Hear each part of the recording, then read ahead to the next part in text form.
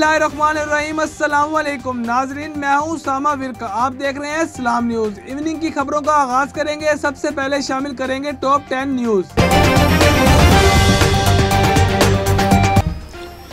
आलमी वबा कोरोना की वजह से जहां पूरी दुनिया के लोग मुतासिर हुए, वहीं इंटरनेट के इस्तेमाल में भी इजाफा देखने में आया। गूगल के मुताबिक सबसे ज्यादा इस्तेमाल पाकिस्तान में हुआ। इससे ज्यादा दहशतगर्दी की अदालत ने सिंध असेंबली में ओपोजिशन लीडर हलीम आदिल शेख को 3 रोज की जिस्मानी रिमांड पे पुलिस के हवाले कर दिया।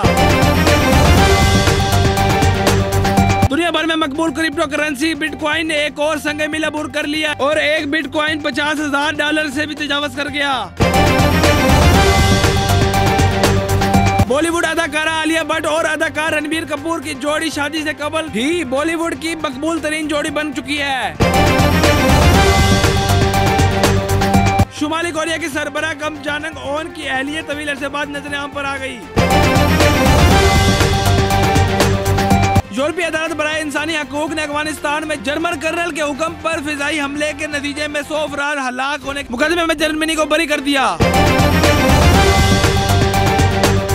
कई तरक्याती ममालिक के बरक्स जापान ने भी कोरोना वैक्सीन के टीकों के लगाने की मुहिम का आगाज कर दिया। मुस्लिम लीग नून की नायब सदर मरियम नवाज का कहना है कि इमरान खान ये बयान करना छोड़ दें कि मैं लाशों में बलाक नहीं हो सकता। अगर आप सिलेक्टेड भी हैं तो फिर भी आपका इतना हक तो बनता है कि आवाम का ख्याल रखें। भारतीय किसानों ने कल 4 घंटे के लिए पूरा भारत बंद करने का ऐलान कर दिया। अमेरिका में बर्फानी तूफान ने तबाही मचा दी। मुख्तलिफ हादसों में 6 अफराद हलाक जबकि मुतादिद जख्मी हो गए।